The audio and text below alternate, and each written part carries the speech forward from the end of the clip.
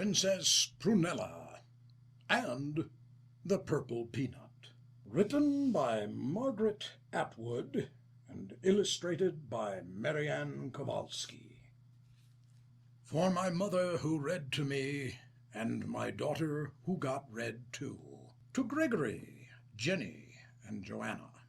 Princess Prunella lived in a pink palace with her pin-headed parents, Princess Patty and Prince Peter, her 3 plump pussycats, Patience, Prue, and Pringle, and her puppy dog, Pug. Princess Prunella was proud, prissy, and pretty, and unhappily very spoiled.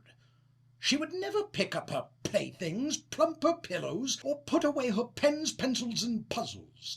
Instead, after her breakfast of prunes and porridge and her pineapple passion fruit punch, presented in a copper cup painted with porpoises and spiders, she would parade around all day in puffy petticoats sprinkled with sparkling pink sequins, a peculiar pilly polo-necked pullover, a pair of pale purple pumps with peonies on the insteps, and a pinafore printed with pansies and petunias, slurping peppermints and peering at her dimples in a pocket mirror.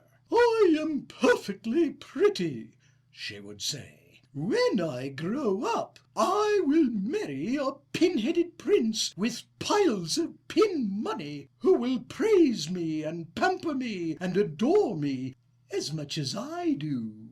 Princess Prunella had a problem perceiving where she was going, because of the pocket mirror. At supper, it was hard for her to place the spoon precisely between her lips, so she spilled parsley and potatoes on her pinafore, producing spots. She upset the pudgy palace lamps from their pedestals patterned with puffins and pelicans, bumped into the parlor piano draped with pewter-colored polyester periwinkles, tripped over the powdered porcelain Pekingese perched near the fireplace, and tipped Princess Patty's powerful perfume all over the Persian carpet, making an unpleasant puddle. "Princess Prunella, pray pay attention," said the palace parlour-maid Penny, "and please do not leave peppermint wrappers in the potted palms." "Pooh, Penny," replied Prunella peevishly. "Who gives a piffle what you think? You are nothing but a paid servant. Plod off, and get the scrub pail and wipe up that puddle of poisonous perfume." She stepped on the tails of the plump pussycats, Patience, Prue, and Pringle.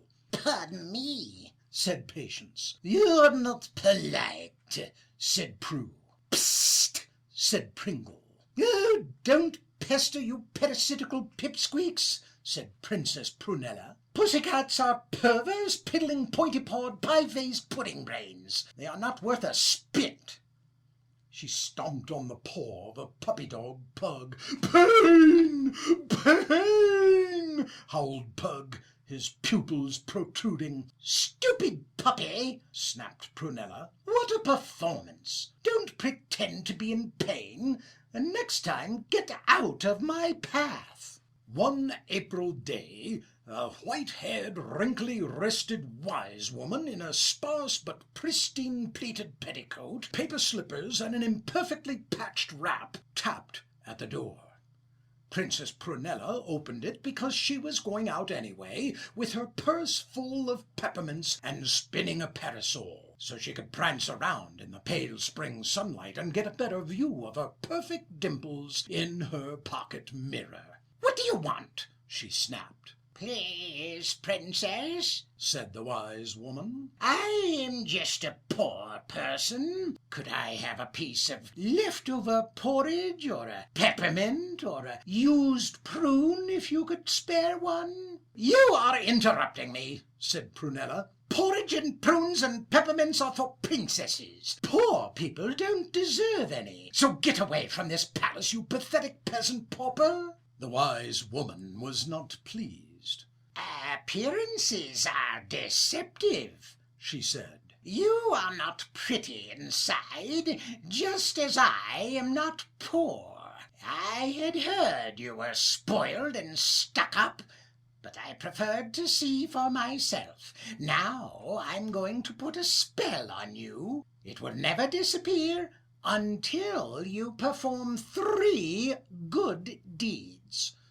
Then she waggled her white, wrinkly wrists and pronounced impressively, "Nippity-pippity-zenut, let the princess sprout a peanut." "Pooh-pooh," said Prunella, tossing her long, perfectly permed hair, which had a pink primrose pinned in it. "I don't care a paltry particle." And she pushed the white-haired, wrinkly-wristed wise woman off the palace porch and pulled the door shut. But the next time she peeked into her pocket mirror, there was a purple peanut the size of a pea right on the tip of her nose. "Oh, putrid," she said, "I am no longer perfect." Then she began to weep.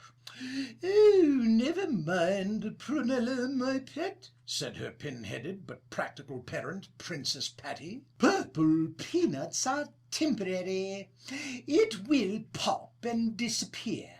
And for supper she fed Prunella some parsley and paprika soup, a pile of potted pigeon and pike and pickerel pancakes, and some pepper and porridge preserve on a pretty plate patterned with pendulous poppies. But the next day the purple peanut was still there. Now it was as big as a peach pit.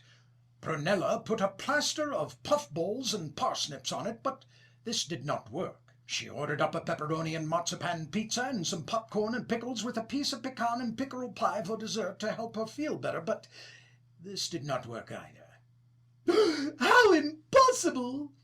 This is worse than chicken pox or mumps. Now I will never marry a pin-headed prince with piles of pin money," she pouted. "What prince, however pin-headed, would want a princess with a purple peanut as big as a peach pit on her nose?" The 3 pussycats purred. "Prrr, serves you right for being a selfish pig," they said. Prunella wept herself to sleep with a pillow over her head. In the morning the 3 plump pussycats poked and pinched Princess Prunella awake with their pointy paws. "Prrr, we pity you," they whispered. "Your eyes are pink and puffy, and that purple peanut is as big as a pumpkin. So we will remind you of what the white-haired, wrinkly-wristed wise woman said. Perform 3 good deeds, and your purple peanut will pop." "What are good deeds?" said Prunella.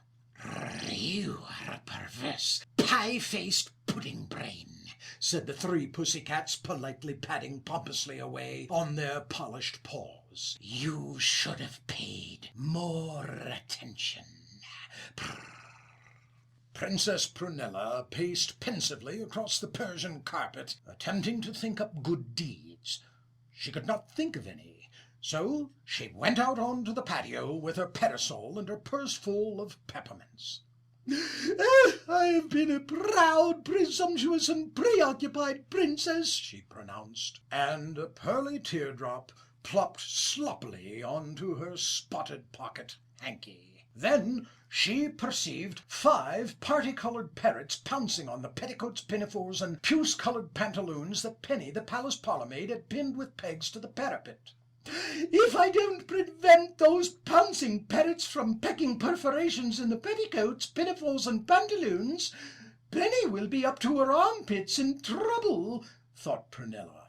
So she prodded the parrots away with her parasol. The purple peanut grew smaller, but Princess Prunella did not notice, because she saw her prize puppy dog Pug being pursued by a poisonous puff pig. There was a large population of these perennially prowling around among the porcupines, partridges, and painted turtles in the nearby plantations of poplars and passion flowers. "Pug, Pug, do not despair," she cried, and pelted after the puff pig as fast as she could go, picking up pebbles and propelling them at it with all her power. The petrified puff pig plopped down, and Prunella scooped up Pug, whose pulse was pounding and who was panting with panic, patted him, and fed him a peppermint. The purple peanut grew smaller. But Princess Prunella did not notice, because for once she was thinking about someone other than herself. Princess Prunella proceeded down the path toward the palace pond. There, while stepping around an apple sapling, she saw a pear-shaped pin-headed prince about to plunge in among the plastic lily pads, sporting a plaid pajama top and a pair of preposterous plum-colored polka-dotted pants. "Prince! Prince!" she called. "Don't plunge! That pond is polluted. Also, it is full of ponderous pointy-toothed pike, which will probably eat you." "You have preserved my life, princess," said the pear-shaped pin-headed prince. "Your prudent personality is a praiseworthy and precious pearl. As princes go, I am practically a pauper with almost no pin money, but when you are older, perhaps I might be prepared to propose." "No, but surely that is not possible," said Prunella unhappily. "Why not?" said the pin-headed prince placidly, with his hands in his preposterous plum-colored polka-dotted pants pockets. "Because of the purple peanut as big as a pumpkin on the tip of my nose," said Prunella, who had just remembered it.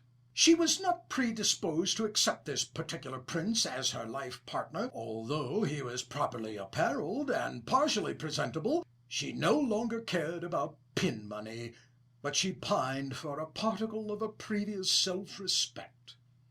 "There is no purple peanut," said the prince, peering. And it was true. The purple peanut had disappeared. The plump pussycats perched in the pear tree purred with rapture. Penny, the palace parlour-maid, applauded, and the white-haired, wrinkly-wristed wise woman who had been peeping from behind a potted palm on the patio pronounced her approval of Princess Prunella's 3 positive performances. Even the pin-headed parents, Princess Patty and Prince Peter, who had spoiled Prunella in the first place, were pleased. "It is an improvement to be with a person who is not peering into a pocket mirror all the time, especially at supper, when we are having pheasant pie with whipped turnip surprise and papaya pasta and parsnip pinwheels and parchment and pumpernickel pastries," they said. "It is more polite." And for once, although pin-headed, they were right.